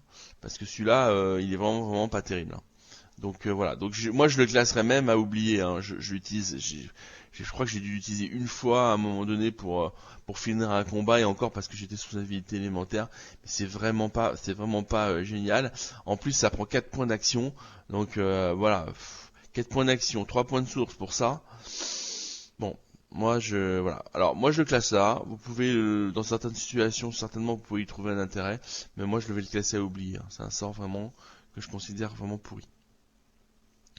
Ensuite, on va aller voir les sorts plus de hybride. Euh, donc, comment on va avoir lancer de pièges explosifs qui est la version classique. Voilà, donc ça c'est un sort. Alors on pourrait le mettre au même niveau efficace hein, parce qu'il se combine souvent avec empalement. Mais en fait, comme il prend que un point d'action, même sans affinité élémentaire, moi je le classe en OP. Voilà. Parce que on peut le rajouter même à sa version source, et on peut en combinant tout ça faire des dégâts extrêmement importants. Donc moi je le mets quand même un peu plus haut que Empalement. Voilà pour cette raison-là. Mais bon de toute façon ils fonctionnent ensemble, hein, donc bon ça peut porter à discussion. On va tout de suite voir ensuite certains sorts. Ah oui, mince, j'ai oublié de vous parler d'un sort qui est pas pour le coup qui est pas un sort hybride, c'est Brandon. C'est un sort en fait qui ajoute des dégâts de feu aux compétences d'armes. Donc ça, quand vous avez un battle mage, c'est intéressant. D'accord. Donc je vais mettre deux situations parce que c'est lié au battle mage. Il faut le rajouter en fait en fin de jeu si on veut créer des dégâts. Voilà. Et en plus ça crée pour vos compagnons qui sont autour et c'est qu'un point d'action. On pourrait même le mettre en bon ça quand même parce que même quand on n'utilise pas de battle match, ça vaut peut-être le coup des fois de le caster dans des builds mix. Donc on va le mettre en bon celui-là. Voilà. Et puis j'ai pas parlé non plus de Crescendo des Flammes. Alors Crescendo des Flammes en fait c'est OP si vous utilisez la technique de en parlant à mon adversaire, je sais pas, 5, 6, 7, 8, 9, 10. En fait, si vous utilisez, il y a une technique en fait qui permet de vous discuter avec un ennemi. Donc quand on discute, le jeu est un peu sur pause et avec un autre personnage, vous lui appliquez plusieurs crescendo des flammes. Et donc quand le combat commence, euh, comment euh, au bout d'un tour en fait, tous les crescendo vont exploser. Ils se sont cumulés, donc ça fera des dégâts de feu monstrueux, donc c'est complètement OP. Mais moi je considère que c'est un peu du cheesing. Donc voilà, donc si vous n'utilisez pas cette technique, ça reste un sort à deux situations en fait. Voilà. Mais sinon ça peut être OP. C'est dans certaines configurations, ouais, si vous l'utilisez vraiment de cette manière-là, oui c'est OP. Voilà. Donc voilà, donc on va laisser un peu le côté, moi ce que j'appelle cheesing en dehors. Voilà, donc n'hurlez pas, si je le dis en deux situations. Voilà, on peut le mettre en bon parce que c'est qu'un point d'action, donc ça peut être intéressant. Mais honnêtement, l'avoir en mémoire ce soir-là, il sert pas à grand chose, hein, sauf si vous utilisez cette technique-là. Donc voilà. Alors après, on va parler donc des sorts qui sont hybrides. Alors tout ce qui est sabotage et sabotage de masse, ça c'est des sorts. Oui, on peut les utiliser en pareil en faisant du cheesing, on peut rajouter plein de flèches, etc. Dans tous les adversaires qui sont autour, ça peut créer des dégâts hyper importants. Ça je dis pas, mais globalement c'est des sorts qui sont oubliés. Voilà. Si on fait pas de cheesing, c'est-à-dire que si on fait pas, on n'arrive pas derrière l'adversaire, on se met en position, on vole et on rajoute en fait des flèches ou des objets qui explosent dans l'inventaire, ça a très peu d'intérêt. Voilà, ça peut avoir de l'intérêt, par exemple sur certains combats, pour par exemple le juge parce qu'il y a les ennemis ont des grenades ou des choses comme ça, donc c'est pas mal de les faire exploser, mais honnêtement c'est gadget, hein, c'est gadget. Voilà. Voilà. Après c'est bien entendu à discuter. Vous allez avoir aussi alors coup étincelant. Alors coup étincelant, c'est de mon point de vue, c'est pour le battle mage notamment. Ça reste bon en début de partie. On verra sa version source après, c'est pas du tout la même chose. Pour moi, la première version, la version normale, elle est bonne. Voilà, c'est un bon sort, notamment quand on joue Battle Mage. De toute façon, c'est un sort indispensable quand on est Battle Mage. Mais voilà, ça reste un bon rapport dégâts, coup point d'action. Et vous avez explosion de cadavres. Alors, je parle bien de explosion de cadavres et pas de la partie source. Explosion de cadavres, c'est OP parce que en fait, que vous soyez en build physique, pure physique ou en build mixte, c'est un sort qui devra être présent sur la majorité de vos personnages. Voilà, c'est un des meilleurs sorts d'AOE. Quand on est en build mix, il faut le mettre sur les mages parce que les mages vont faire plus de dégâts physiques que les personnages de mêlée, puisqu'en fait c'est un sort qui scale sur l'intelligence, voilà, et qui scale aussi sur art de la guerre forcément, mais le rapport en fait dégâts est plus important quand on augmente l'intelligence, quand on augmente art de la guerre. Voilà, donc un mage fera plus de dégâts sur ce sort-là que je parle pas d'un blood mage, je parle bien d'un mage. Hein, si vous le mettez sur un pyrogéo, il a pas d'art de la guerre, ce pyrogéo, ou très peu, hein, et il fera beaucoup plus de dégâts que un mêlé, par exemple. Voilà. Donc ça, c'est un sort OP qu'on utilise très souvent, quelles que soient les configurations. Et donc voilà, donc ça, pour un point d'action, c'est bien de l'avoir. C'est vraiment extrêmement efficace. Voilà. La version source, de mon point de vue, elle est de situation. Alors pourquoi? Parce que en fait, c'est vrai qu'il y a beaucoup il y a des zones où il peut y avoir beaucoup de cadavres, par exemple. On peut, voilà, il y a certains, on a le combat contre le héros du destin. On voit beaucoup de vidéos où il y a des gens qui placent des cadavres tout autour et qui utilisent ce sort-là et puis ça le one shot. Oui, d'accord, ok. Mais ça reste quand même du cheesing de la préparation. Ok, la plupart du temps, quand vous avez un cadavre, vous allez beaucoup utiliser en fait explosion de cadavre simple. Et n'oublions pas que vous êtes 4 dans une team, s'ils ont pratiquement tous explosion de cadavres, ça sert pratiquement pas à rien d'avoir ce sort-là. Alors sur du lone wolf, avec notamment un blood mage, l'avoir, pourquoi pas. Voilà, pourquoi pas. En lone wolf, je pense que effectivement il peut être efficace. Voilà, mais sur une team à 4, moi je le trouve de situation. Donc ça dépend. Donc on va quand même le mettre en bon parce que ça serait un peu insultant sur un sort aussi puissant de le mettre, pas le mettre de le mettre en deux situations. Mais bon, on n'est pas sur un sort où on peut compter dessus en termes de build. Voilà. Et donc en fait les derniers sorts, alors ça c'est les sorts on va dire les plus puissants. Vous allez avoir déploiement de nouveaux pièges, donc ça c'est complètement OP parce que même en fin de jeu on peut continuer à l'utiliser, ça fera énormément de dégâts. Voilà, c'est le sort vraiment hyper intéressant par elle, hein, si on combine, si on fait ce sort-là plus le sort normal plus empalement, on est sur un niveau de dégâts extrêmement élevé. Voilà. Donc ça fonctionne ensemble tout ça, hein. Et ça c'est vraiment super puissant. Et donc ça, voilà, vous l'avez à partir du level 9, c'est un point de source. Le rapport coût dégâts est juste monstrueux. Et enfin, vous avez Maître des étincelles. Alors ça, c'est le sort qu'il faut utiliser quand on utilise un Battle Mage. À partir du level 9, en fait, vous pouvez avoir ce sort, hein, hybride. C'est plus puissant, hein, que sa version non source. Ça fait plus de rebonds, en fait. Et ça reste complètement OP quand vous avez des ennemis qui ne résistent pas trop au feu. Et c'est ça le problème, c'est que pour moi, on peut pas le classer en... Alors, il peut faire des dégâts OP, un peu comme explosion de cadavre, hein, c'est un peu la même chose. Sauf que le build est quand même limité à un seul élément, c'est-à-dire que vous êtes limité à avoir un battle mage feu. Voilà. Alors après, vous pouvez rajouter d'autres trucs, hein, bien entendu, dans dans le mode de fonctionnement. Vous pouvez rajouter des sorts à côté, des sorts même des sorts d'autres écoles, hein.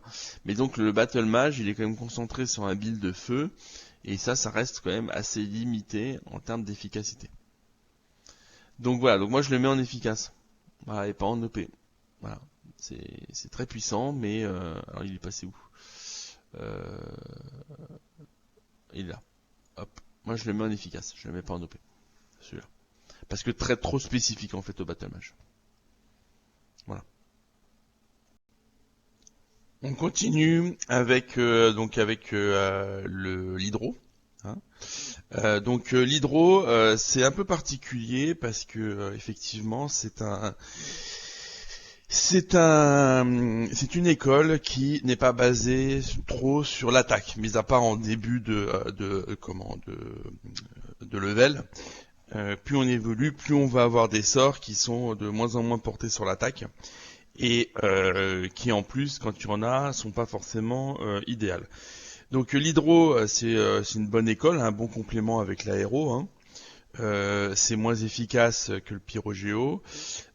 Et voilà. Et donc le problème de l'hydro, c'est qu'effectivement, à terme, les sorts seront beaucoup moins utilisés pour les dégâts. Et faire des dégâts dans le jeu, c'est hyper important quand on veut, notamment en tacticien, s'en sortir. Voilà. Donc, qu'est-ce qu'on a comme... alors, les sorts d'hydro sont pas mauvais, hein, globalement, mais il y en a, de mon point de vue, aucun qui est OP. Et c'est ça, je pense, le problème, c'est que on a des bons sorts qui font du CC, mais le CC ne dure qu'un tour. Et au bout du compte, on devient vite limité pour arrêter les ennemis et pour faire suffisamment de dégâts pour pouvoir les stopper. Donc voilà. Donc il faut toujours évidemment penser que l'hydro c'est avec l'aéro, hein, bien évidemment, mais ça reste quand même une école qui est plus une école de soutien qu'une vraie école d'attaque. Donc on a au début du jeu effectivement trois sorts qui sont assez efficace en termes de dégâts. Hein. Donc vous avez bien sûr Souffle Hivernal qui de mon point de vue est le plus intéressant parce que il est assez large en termes de zone et puis en plus il ne fait pas de dégâts à vos compagnons. Donc c'est idéal pour les débutants. Hein. L'hydro c'est très bien pour des joueurs débutants. Il vaut mieux commencer par un hydro-aéro que par un pyrogéo, ça c'est sûr. Et donc ce sort-là, il est vraiment pas mal, même si il a des dégâts potentiellement un peu limités. Voilà. Ensuite, vous allez avoir éventail de glace. Donc ça, il est aussi efficace. Alors, ces trois éventails, ils font quand même pas mal de dégâts. Ça permet de créer du CC assez facilement au début de jeu. Ça reste des sorts assez efficaces en attaque. Voilà, il y a rien à dire. Hein. L'avantage de l'hydro, c'est qu'avec pluie, on crée très très facilement. C'est le plus facile. On crée très facilement de l'affinité élémentaire. Donc en fait, tous les sorts dont je vais parler, moi je vais partir du principe qu'ils ont un point de moins. Là pour le coup tous, sans modération, je vais considérer qu'ils sont par exemple que l'éventail de glace n'est pas à 3 points en coup de mémoire mais à 2. Et à 2 ça devient un très très bon sort. Voilà. Ensuite, vous allez avoir comment il s'appelle, Pluie de Grelon. Alors celui-là, moi je le trouve beaucoup moins bien que les deux autres. On va le mettre en bon. Il peut faire pas mal de dégâts, mais je trouve qu'à placer, il n'est pas idéal. Voilà. Donc c'est pas pas très puissant. Il profite pas d'un bonus de hauteur. Bon, bref, c'est pas extraordinaire. Voilà. Ensuite, vous allez avoir refroidissement climatique. Alors ça, c'est surtout un sort, on peut le mettre en efficace, parce que c'est surtout un sort qui permet de créer sur une flaque, en fait, de la glace, et donc de faire tomber l'adversaire assez facilement. Donc ça fait du dégât, mais c'est surtout pour son côté CC que c'est intéressant. Donc moi je vais le mettre, pour le coup, je vais le mettre plutôt en utile. Voilà.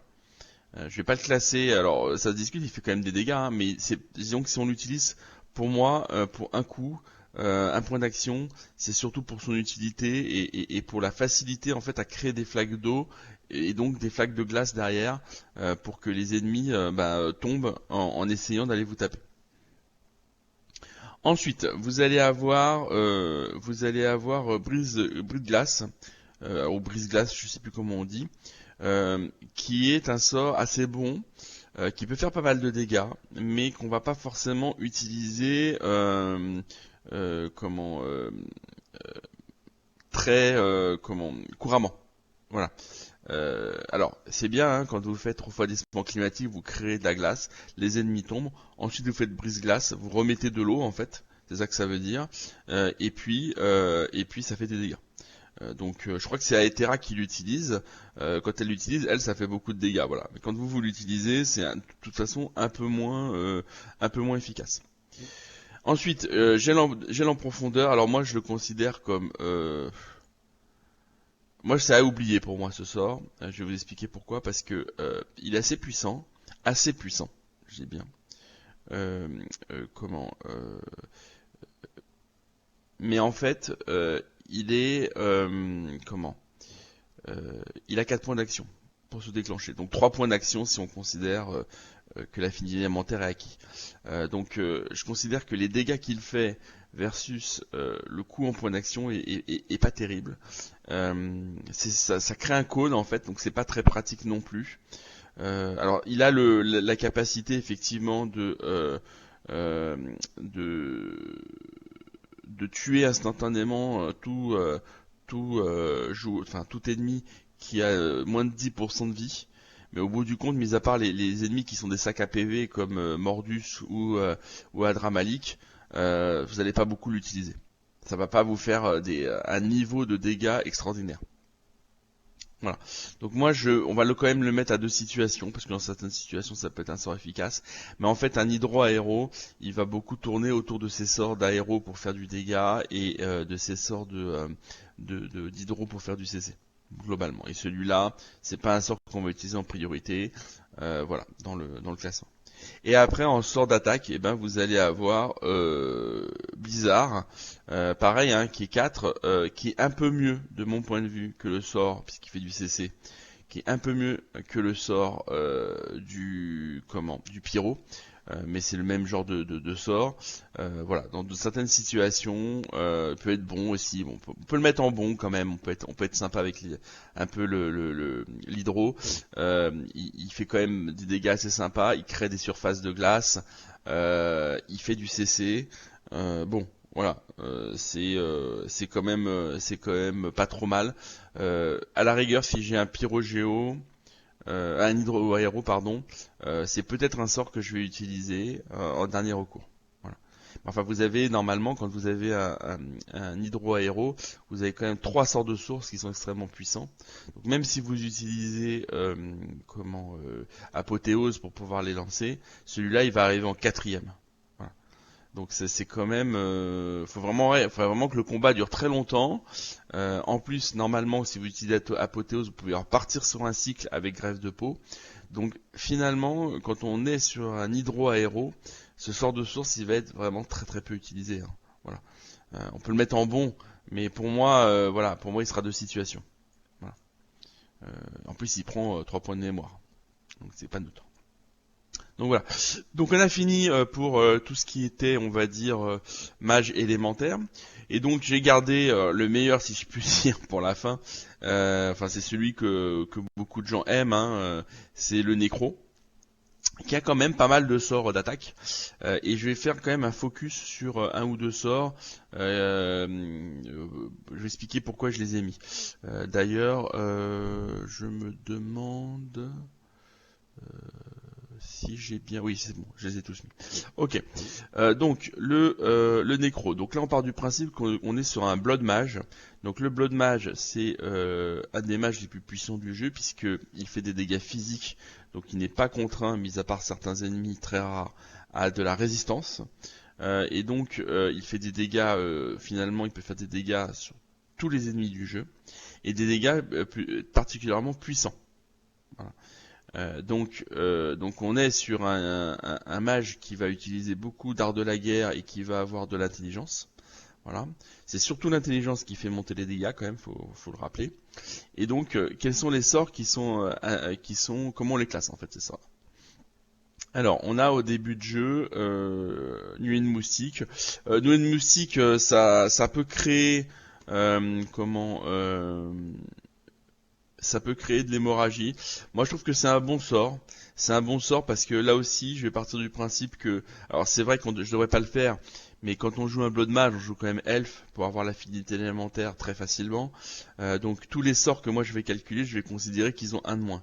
Donc un nuée de moustique, pour moi, il utilise que un de coup d'action.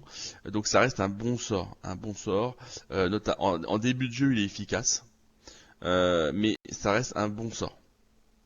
Voilà. Ensuite, en termes je vais peut-être même le mettre en efficace, hein, quand même, parce qu'il est quand même pas mal, hein. Il peut faire beaucoup de dégâts, hein. Ouais, on va le mettre en efficace et on va mettre, par contre, moi je l'aime pas du tout, c'est putréfaction. Moi je le mets en deux situations. C'est un sort de corps à corps.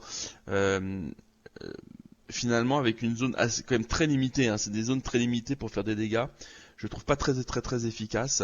Dans certaines situations, ça peut être intéressant de l'utiliser, mais bon, globalement, on va jamais s'en servir.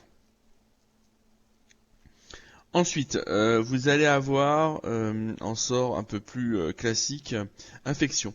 Alors, pour 2 points d'action, ce sort-là, il reste quand même efficace. Il fait quand même pas mal de dégâts. Comment euh, En plus, vous appliquez maladie, ça réduit les dégâts de l'adversaire. Bon, alors ça sert pas à grand chose quand il vous touche pas, mais pour un débutant, c'est quand même pas mal. Et ça, il y a un petit effet AOE en fait avec ce sort-là. Quand les ennemis sont proches, la maladie va potentiellement se répercuter sur les autres. Ça reste très puissant. C'est un sort quand même qui est très puissant pour 2 points d'action. Vous faites pas mal de dégâts avec ce sort-là. Donc moi, je le mets en comment en sort efficace. Voilà. Ensuite, on va parler de regard intimidant. Alors ça détruit l'armure magique et ça met les ennemis au silence. Ça, c'est 2 situations. C'est un sort qui est très peu utilisé. Bon, dans une team mix, ça peut avoir son utilité, mais globalement, c'est ce on va voir, hein. Le Blood Mage, au moment où il a ses sorts, il va utiliser ses points d'action pour autre chose. Totem de réincarnation, ça c'est un sort qui est à oublier. Alors, bien sûr, il y a du cheesing, c'est-à-dire que si vous combinez avec le sort de source de l'art de la guerre qui permet de multiplier les dégâts en fonction des totems, que vous utilisez, vous faites du cheesing ou vous démultipliez les totems grâce à ce sort, oui, là il sert à quelque chose. Mais globalement, pour des sortes d'attaque, c'est quand même pas terrible. Ça prend quand même de mémoire. Alors ça prend 3 points de source, hein, voilà. Et 3 points de mémoire, moi je trouve que ça sert pas à grand chose. Voilà. Ce, ce, cette thème. Ça peut faire du dégât, mais globalement pareil, hein, quand vous allez avoir un Blood Mage, si vous l'optimisez bien, vous allez utiliser vos points d'action pour autre chose. Et comme vous l'avez pas en début de partie, hein, puisque c'est une sorte de source de niveau 3, au moment où vous l'avez, vous l'utilisez pas en fait. Voilà, c'est pour ça que je le mets en à oublier. C'est au moment où on l'a en fait. Ça sera une sorte de source de niveau 1. Pourquoi pas, ça pourrait encore être utile. Mais au moment où vous l'avez, il sert à rien en fait. Il fait quand même faire un focus sur réveil de cadavre boursouflé. Parce que de mon point de vue, ça reste un bon sort, même si on n'augmente pas la partie invocation. C'est-à-dire que à partir du moment où on met superchargeur et qu'on utilise sa capacité pour exploser, ça peut faire des dégâts de zone qui sont quand même intéressants. Moi je trouve que c'est un bon sort. En début de jeu, il est efficace, très efficace. Voilà. Donc ça, il faut effectivement, par contre, ça c'est mieux d'avoir superchargeur avec. Donc combiner les deux et le faire exploser. Mais si on arrive à avoir ça, on peut le mettre pour un Blood Mage. Ça reste quand même très efficace. Voilà. Alors, il faut savoir que pour beaucoup de gens, le Blood Mage, c'est le build de Cinti là, qui est de dire jusqu'au level 12, on est sur un invocateur avec des dégâts physiques. Et donc, forcément, le totem du le cadavre boursouflé, ça reste hyper intéressant. Mais en fait, pour moi, bah, le nécromage, bah, il doit être un nécromage, c'est-à-dire que il doit pas être un invocateur. Donc ça, c'est parce que en fait, comme ça, on pallie, on va dire, la faiblesse du nécro du level 1 au level 12, on va dire. Voilà. Alors, il y en a qui me disent aussi, oui, j'ai entendu ça. Ouais, mais attention, on peut avoir très facilement tempête de sang à partir du level 9. Oui, d'accord, ok. Mais tempête de sang, ça demande 3 points de source. Et même si vous faites du min-max en ayant récupéré rapidement des points de source, l'expérience que vous allez engranger va forcément vous mettre à un niveau level 11 ou 12. Donc, donc si vous voulez utiliser tempête de sang, qui est un sort qu'on peut mettre un OP, hein, quand il est, alors surtout en lone wolf, hein, mais en fin de jeu même pour un joueur normal, il est OP. Bah oui, vous allez devoir quand même à un moment donné, engranger de l'expérience pour pouvoir avoir ce sort-là, et donc c'est un faux débat. On ne peut pas l'utiliser le level 9 ce sort-là. C'est pas possible. C'est pas possible. Ou alors quelqu'un me montre une vidéo où il a lancé ce sort au level 9. Moi j'attends de voir ça. Voilà. C'est pas possible. Ou alors vous avez vraiment pas beaucoup optimisé votre XP à l'acte 1. Ça, voilà. Mais si vous avez fait, on va dire 90% de l'acte 1, vous allez être level 8 très proche 9 quand vous allez dans le bateau. Après le bateau, vous serez proche du level 10. Et à partir du moment où vous récupérez vos 2 points de source, vous allez être level 12. Voilà. Level 11 peut-être, level 12 de mon point de vue sûrement. Ok. Et donc vous allez avoir ensuite derrière étreinte affamée. Donc ça c'est complètement OP, hein, c'est le sort level 12 qui en plus applique handicap. Ça fait des dégâts physiques sur une large zone où se trouve de la surface de sang.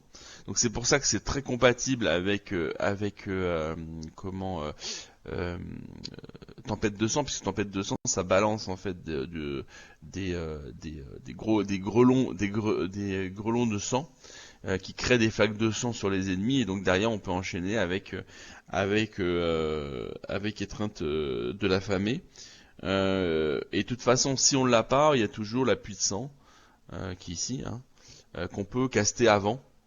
Vu le coût que ça représente avec affinité élémentaire, hein, parce que là on est sur un coût à 1 point d'action, 2 points de source mais 1 point d'action. En fait, pour 2 points d'action, vous pouvez créer une zone de sang et pratiquement one-shot la plupart des ennemis. En tout cas, les ennemis les plus faibles, vous pouvez les one-shot avec ce sort. Donc ça reste tout de même extrêmement puissant. Voilà. Et donc j'ai juste mis pour la fin. C'est intéressant parfois d'utiliser, c'est pour ça que je l'ai gardé, même si c'est une invocation, alors j'ai dit que je faisais pas les invocations, la veuve des ossements, pour s'en servir comme d'un appât. C'est-à-dire que vous pouvez, à un moment donné, si vous voulez attirer les ennemis, mettre tous vos personnages sous invisibilité, mettre la veuve des ossements, et ça marche bien en solo notamment, mettre la veuve des ossements en mode invincible, voilà, avec trompe la mort. Et en fait, les ennemis vont se déplacer sur la map et se rapprocher de la veuve des ossements, et donc vont se regrouper naturellement. Ça, c'est quand vous avez des combats qui sont extrêmement compliqués. Par exemple, c'est utile de le faire avec Adramalik, où vous avez des adversaires qui sont aux quatre coins de la map dans sa maison. Ça permet de les regrouper sans avoir à les téléporter. Voilà, un minimum, hein, bien entendu. Vous avez aussi, avec Loïc, j'avais fait une vidéo justement où j'utilisais le Blood Mage, et donc j'utilisais la veuve des ossements comme appât, ce qui fait que le gros mousse en os qui était tout au fond de la cabane du combat de Loïc, et ben il se rapprochait, j'avais pas besoin d'aller le chercher, alors que j'avais aucun moyen de l'atteindre, vu qu'il y avait le brouillard mortel qui m'empêchait d'avancer. Voilà. Donc c'est ça, la veuve des ossements, je le mets en fait en utile pour ça. J'utilise moi beaucoup pour ça, notamment quand on a un mage, un blood mage, parce que vous avez deux sorts quand même qui sont des sorts d'AOE extrêmement larges et extrêmement puissants. Voilà. Donc c'est intéressant de combiner tout ça pour utiliser le moins de points d'action possible. Et donc il n'y a pas d'autres sorts sur le Blood Mage. Donc c'est son défaut, hein, le Blood Mage. Il a quand même un défaut, c'est que les bons sorts sont disponibles qu'à partir du level 12. Il faut de la source. Donc c'est vraiment quand on a Apothéose qu'on peut vraiment utiliser à son plein potentiel, c'est-à-dire vraiment à partir du level 16 en fait. Hein. À part ça, il n'a pas beaucoup de sorts offensifs. Et donc comme il se cale sur de l'intelligence, à un moment donné, même si vous frappez avec une arme à côté, ça va rester limité, voilà, en termes de dégâts. Et donc c'est pour ça qu'on conseille de faire un invocateur dans une première partie de jeu, et puis de basculer vers un Blood Mage à partir du level 12. On va quand même faire un petit focus sur les sorts de l'invocateur. Hein. Donc vous avez éclair dimensionnel, donc ça crée des dégâts aléatoires. Comme c'est aléatoire, je trouve que c'est pas terrible. Globalement, c'est un sort qui est assez bon en début de jeu. Pour un invocateur, ça peut être pas mal de le conserver. Voilà, mais je trouve que pour 2 points d'action, c'est quand même pas extraordinaire. Donc je le mets en bon parce que je considère que c'est en début de jeu qu'on va l'utiliser, mais après on va plus tellement l'utiliser. Vous allez avoir Tempête éthérée. Alors là c'est pareil, hein, c'est un sort, de mon point de vue, qui a oublié. Alors ça fait des dégâts, c'est un peu le même principe hein, que les autres, sauf que ça fait des dégâts aussi aléatoires, et c'est 4 points d'action. Sans moyen de baisser via une affinité élémentaire. Donc 4 points d'action, 3 points de source pour faire ce que ça fait en termes de dégâts. Alors ça soigne, effectivement ça soigne vos alliés. Donc ça c'est le bon plan, mais quand on est un joueur expérimenté, comme on se fait pas toucher, ça sert strictement à rien. C'est un sort qu'on utilise très peu. Même quand on est invocateur, on va mettre ses points de source plutôt dans des infusions, plutôt que dans ce type de sort. Voilà, même quand on aura adrénaline. Quand on aura, apothéose. Les totems. Alors les totems, de mon point de vue, ça reste aussi pareil. Alors on va changer plutôt. Ça, on va le mettre en 2 situations. Parce que voilà, les totems, on va les mettre en bon. En début de jeu, c'est efficace, les totems. Enfin, après, ça devient bon. Ça reste quand même pas mal. Voilà, pour 2 points d'action, un totem, ça reste sur plusieurs tours, ça peut s'enchaîner. Donc c'est très très bien pour les débutants. Pour les débutants, on va dire que c'est efficace. Voilà. Pour un joueur expérimenté ces 2 situations, sauf en début de jeu où il va l'utiliser pleinement avec son invocateur. Voilà. Donc en global c'est moyen. Voilà. Quand vous êtes débutant, ça vous paraîtra super intéressant de l'avoir parce que souvent les combats quand on est débutant s'éternisent sur 2-3 tours et donc dans ce cas-là, à chaque tour ça fait des dégâts. Vous pouvez les accumuler et ça reste quand même assez efficace. Alors il faut bien les positionner pour éviter qu'ils soient détruits par l'adversaire, mais globalement, parce que ça reste assez fragile, mais globalement ça reste quand même assez bon. Voilà. Et après vous avez juste pour remettre, hein, vous avez les coups en fait, les coups spéciaux pardon, quand vous portez par exemple des armes à 2 mains. Donc là, ça c'est dans certaines situations ça peut être pas mal. Et celui-là, le point renversant, qui est quand vous avez une main droite, une des mains de libre, vous pouvez utiliser ce point renversant, qui fait des dégâts raisonnables, mais qui surtout est utile, notamment quand vous avez 2 armes, une arme dans chaque main, puisque le fait de retirer l'arme et de la remettre va réinitialiser ce sort. Donc vous pouvez, pour 2 points d'action, l'enchaîner d'un tour à l'autre. Donc ça peut permettre par exemple de maintenir facilement un boss au sol à partir du moment où vous lui avez retiré son armure physique. Donc ça reste utile. Et ça coûte rien en emplacement mémoire, hein, c'est un sort qu'on a naturellement. Donc c'est pour ça qu'il faut les mettre. Celui-là, il peut être sympa aussi si vous voyez que vous n'allez pas pouvoir utiliser tous vos points d'action, autant utiliser 3 points d'action pour faire plus de dégâts, un peu plus de dégâts, plutôt que de perdre le point d'action, voilà, notamment quand vous utilisez un talent du style canon de verre. Voilà. Donc on a fini. Donc qu'est-ce qu'on constate en fait quand on regarde un peu tout ça, c'est que globalement, ça rejoint un peu ce qu'on dit hein, sur ce jeu en termes de classe. Vous avez quand même le pyrogéo qui reste au-dessus avec le nécro. Voilà. Dans les builds de mêlée, le rogue est quand même ce qu'il y a de mieux. Hein. Le ranger a quand même des sorts plutôt efficaces. C'est son côté versatile qui le rend très très bien, très efficace dans une team, qu'elle soit physique, qu'elle soit mixte. Mais si on parle de pur dégâts, forcément, moi je considère que le rogue est au-dessus, de par les sorts qu'il a, globalement. Voilà. Euh, donc ça respecte une certaine logique, hein, on voit bien. L'aéro est un très bon complément, même à un pyrogéo, hein, c'est quand vous faites des mages multischool. Comme de toute façon vous allez monter votre aéro pour y mettre notamment de la téléportation ou vous allez utiliser des sorts hybrides. Euh, c'est intéressant avec des pièces d'armure d'avoir 3-4 points d'aéro pour pouvoir mettre les sorts de source. Au moins 3 points pour pouvoir mettre ces deux sorts de source là, ces deux sorts là, pardon. Voilà, qui vous permettra de faire quand même pas mal de dégâts et d'être moins limité quand il y aura des résistances. Donc voilà. Donc au bout du compte, bah, qu'est-ce qu'on peut dire? Bah, si vous êtes débutant, euh, utilisez de l'invocation si vous voulez faire du physique, c'est bien pour les débutants l'invocateur, pas très puissant pour des joueurs expérimentés, mais en début de jeu c'est très très bien. Invocateur, ranger pour le côté versatile, ça vous servira toujours. Voilà. Si vous voulez jouer un mage, commencez par de l'hydro-aéro. Parce que ça, vous aurez des sorts de soutien, des sorts de soins, vous aurez des sorts d'attaque, et donc ça restera un bon compromis quand on est débutant. Voilà. Et quand vous serez un joueur un peu plus expérimenté, vous pourrez vous tourner vers le Pyrogéo, le Blood Mage, voire le Rogue, pour complètement optimiser ces jobs. Donc j'espère que bon, ça a été un peu long la vidéo, hein, il y avait quand même pas mal de choses à dire.